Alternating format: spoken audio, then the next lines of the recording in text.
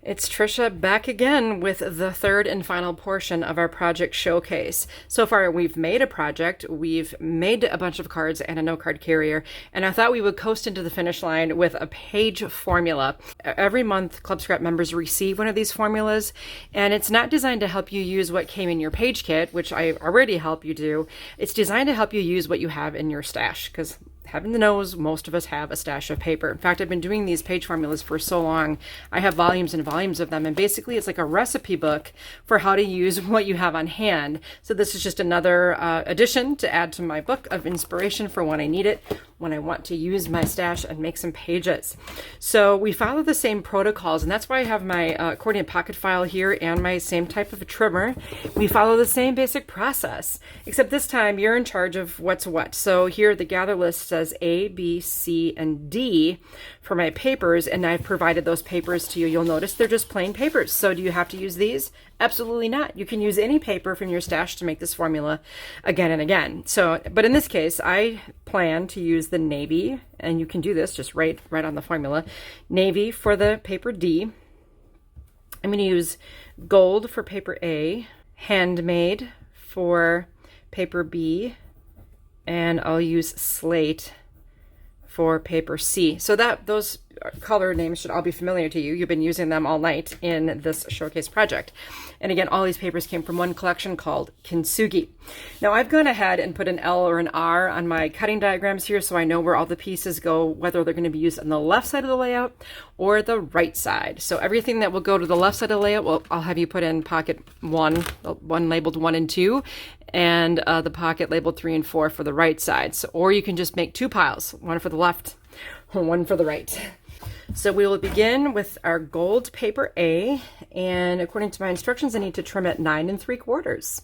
So we'll place the paper, stabilize on the clear bar, then slide down to 6 3/4 and 3 3/4. Now rotate and trim at 11 1/2 and 5 3/4. Both of these gold pieces are used on the left page, so I'll put that in the first pocket, the one labeled 1 and 2. And then this long strip is simply trimmed at 11, used on the left side of the layout, so first pocket. And then we have our next strip.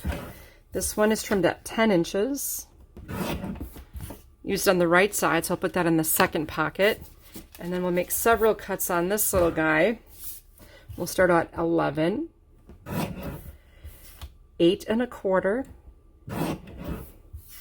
5 1/2, 2 3/4.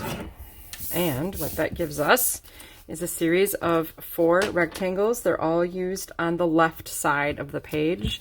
And then you have a series, let's see, from the remaining pieces, the largest one is used on the right side, so I'll put that in pocket 2. These are your only scraps so far. Paper B is going to be this handmade lovely sheet. So I'll trim this at 6 inches. And then I'll cut this one horizontally at 8. This larger piece is used on the left, so pocket 1. And then this is also used on the left. The remaining 6 by 12, I'll cut horizontally at 8 and 4. 2 of these are used on the right side, so I'll put those in the second pocket. And then 1 is used on the left side, so first pocket. Oh, my friends, this is the last sheet of paper we are going to trim tonight. Are you ready? I'm ready. Let's start at 9 3/4 and 6 1/4. Rotate and trim horizontally at 8 1/2 and 4 1/4. These 2 rectangles are used on the right side, so second pocket. Now we have this rectangle left over. We're going to trim horizontally at 6 and 3. That yields 2 rectangles for the right side of our spread. That's for the second pocket then. Now this strip we're going to trim at 10. both this one and then the small rectangle that we just created. That goes on pocket 1. And then this last strip will trim horizontally at 9. This goes on the right side, so second pocket. This goes on the left side, first pocket. Again, you have a scrap. Oh my goodness.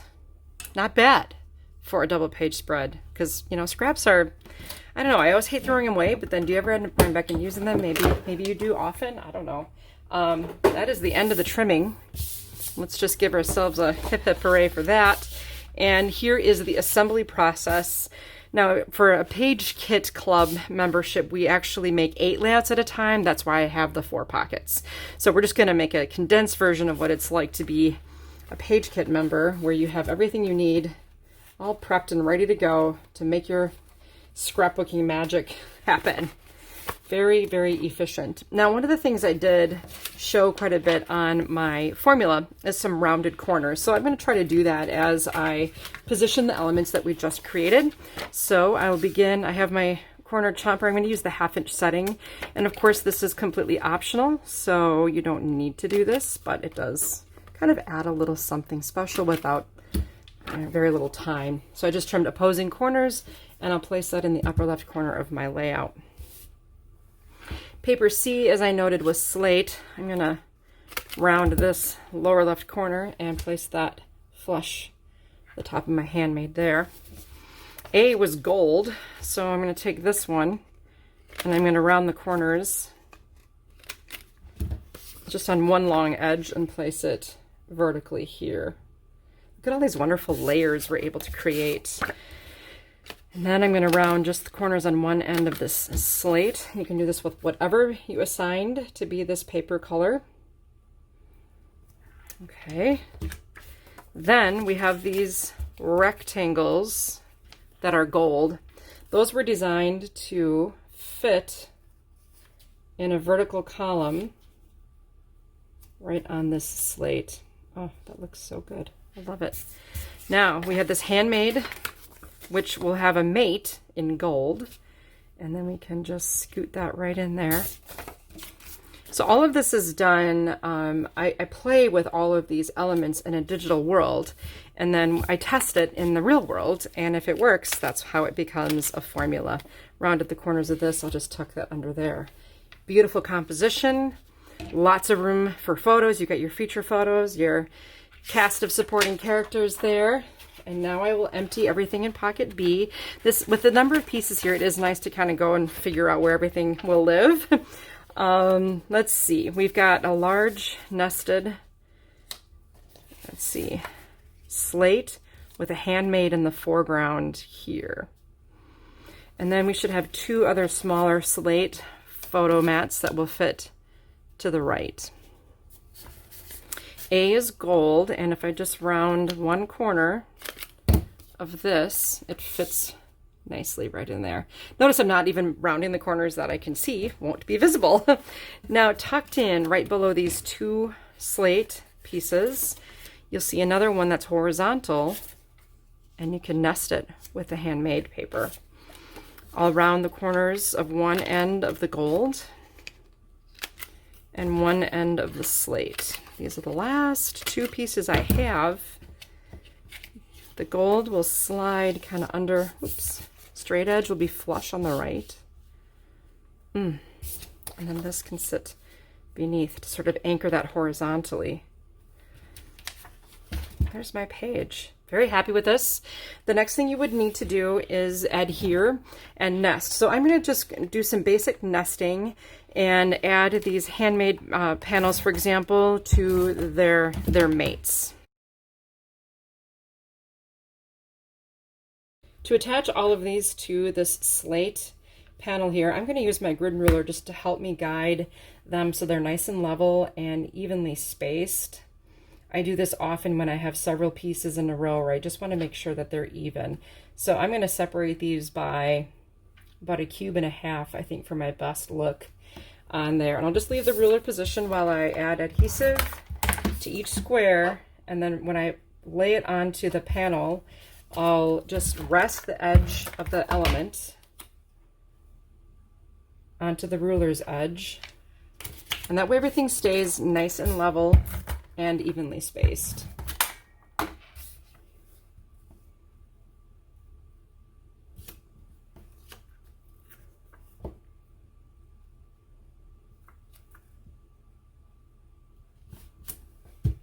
And there we go. We've got some nice progress here. Now I'm going to work my way just from the bottom layers up to the top. So we had everything sort of positioned where we thought it would go. So now we can actually add it to those spaces. And maybe all of this is just a nice little review for you. If so, that's great. If not, maybe you're learning like ways that you can make your, kind of up your game a little bit on your pages. I tend to glue things running up and down hills. So when I use my grid ruler to help me place things on my paper, I have a lot better luck with having things straight. There we go, that looks nice. And then I can use this next. I'll even rest it against the ruler so it's nice and level and flush at the top there. Same for this gold. The ruler is just always a part of my finishing processes. And if you can make it part of yours as well, I think you will never be disappointed.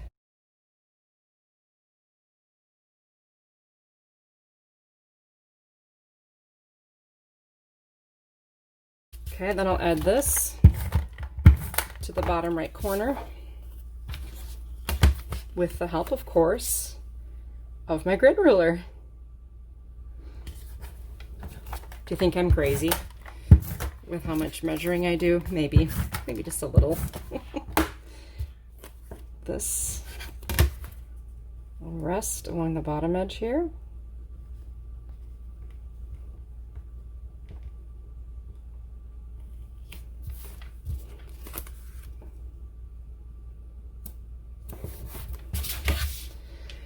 There's the left side of my layout looking beautiful, and now we have the right side. So similar approach, I just kind of start with the bottom layers and use my ruler to help me keep on the straight and narrow.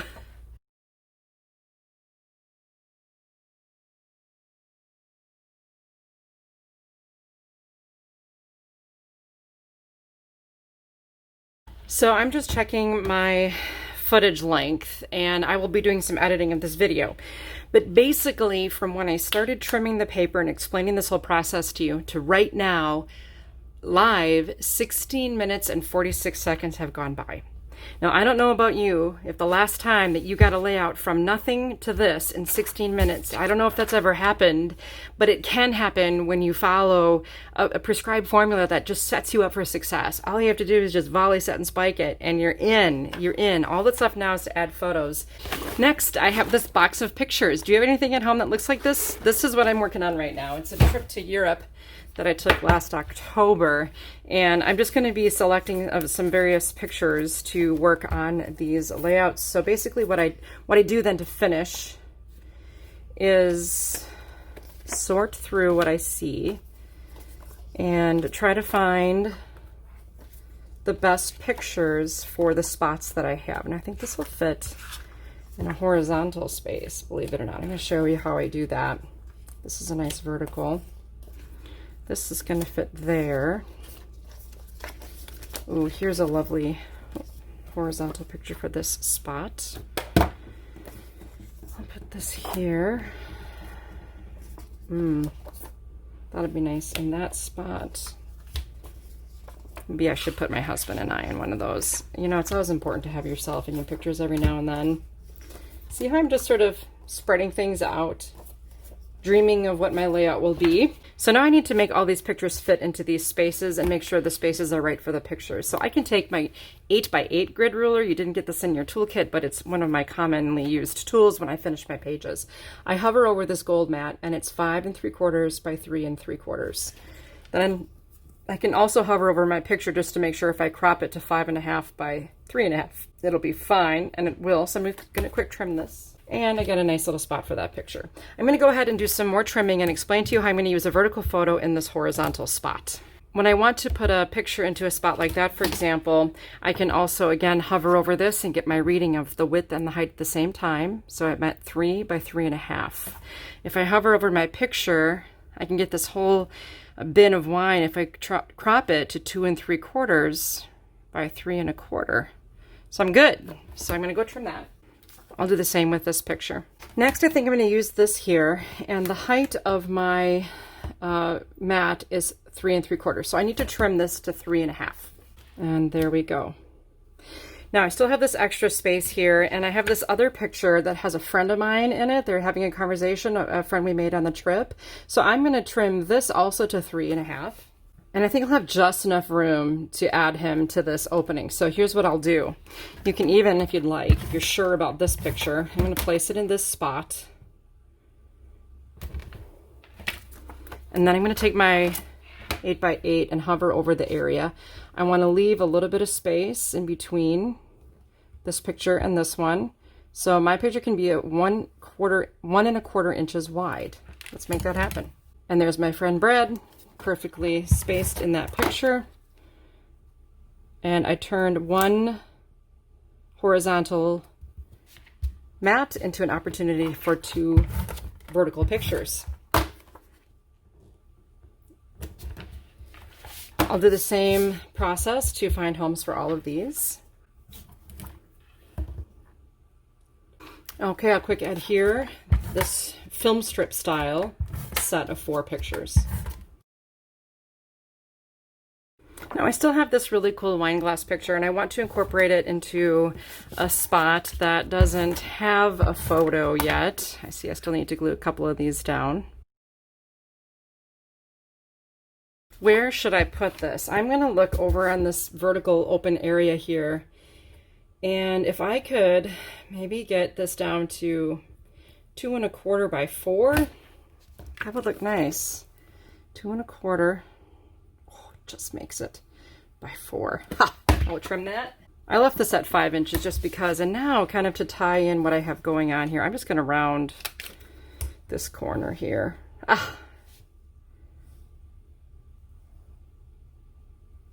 like it. I think I'll add that right there. Maybe I should round this corner too. I could absolutely go in and add another picture. Like I could add this really nice horizontal here. I can measure this area and add one to this spot in here. Wow, there we go. I still even haven't had to decorate this page yet. For that, I do have elements left over from my initial project that we started with from the cut aparts. So I can add a title, I can add some of these fussy cut leaves, a different border strip, whatever I want to do, if I needed to even. I think the pictures are really singing on this page. If I just added some journaling about where we were and what we were doing, which is obviously tasting wine, I think that's a wrap. Again, if I look, I'm at live, that includes all the time I spent just adhering things down and trimming. I'm at 28 minutes, and I'm sure I will be able to edit this into a shorter synopsis of what just happened. But if you knew you could complete an entire page in just 28 minutes, maybe you could squeeze some more crafty time midweek and really feel accomplished with what you do. Plus, you'll be using paper from your stash with the help of this awesome page formula. And you could use this again and again. You could rotate the page in different directions to make your pages look unique, even though they're following the same pattern. And I think that's what makes this really exciting and fun. So that is your page formula, the third and final portion of our Club Scrap project showcase.